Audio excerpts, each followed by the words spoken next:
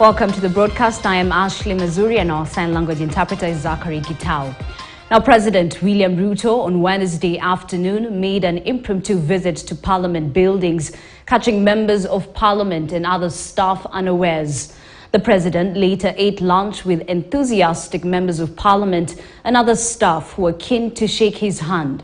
During his visit, the President held a 2-hour meeting with National Assembly Speaker Moses Wetangula, who is tomorrow expected to make a key ruling as to who will occupy the majority leader slot, a position contested by both Azimio and Kenya Kwanza coalitions. Chris Tyro with that report.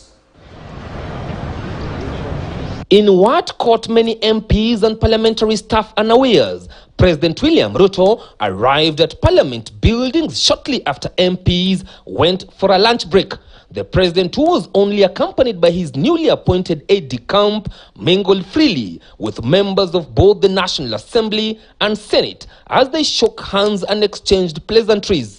The President also lined up to be served lunch before going for a 30-minute lunch meeting with Speaker of the National Assembly Moses Wetangula. Details of the meeting were scanty. His impromptu meeting coming at a time when the Speaker is poised to make a crucial ruling as to who between Azimio and Kenya Kwanza coalitions should occupy the majority leader position in the August House. Kenya Kwanza coalition led by President William Ruto have maintained that they are the majority in the National Assembly, given that a good number of political parties that had initially signed a pre-election agreement with Azimio had already jumped ship and joined Kenya Kwanza coalition. The point of contest was between whether UDM are legally in Kenya Kwanza, and the Senate ruled that it was in Kenya Kwanza. Then obviously it will tell you that we are the de jure and we are the de facto leaders of majority in the National Assembly.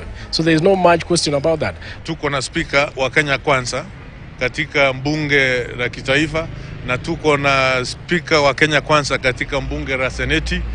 Itakuwaje ati sasa ndio utakuwa katika mrengo ya opposition? Itakuwa ngumu jamani.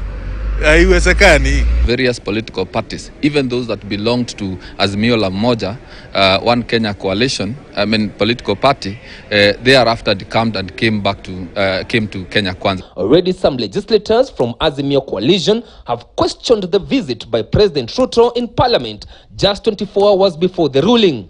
I have the view that I think the Speaker is going to make a partisan decision in favor of his coalition. You remember, Ford Kenya is a member of Kenya Kwanza, and Wetangula is a principal of the Kenya Kwanza coalition. It is not feasible that he is going to rule against his coalition. So from where I sit, I think he's going to make a partisan ruling, which is going to be very, very unfair.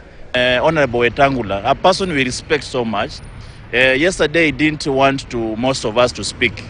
He actually was very biased. But I want to request him, he should not be allowed, being his first sitting of parliament, he should not be invited to massacre the constitution, to massacre the very act that is passed by parliament, which is now presiding over.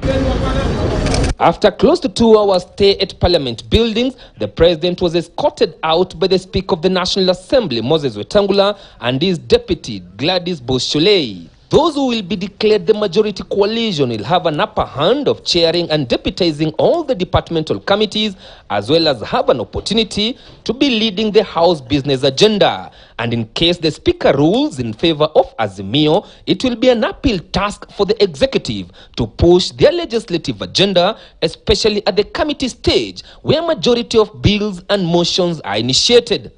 Chris Tyro, KTN News, Nairobi. After nominating members of his cabinet, eyes are now focused on President William Ruto's next move as he seeks to make further changes to his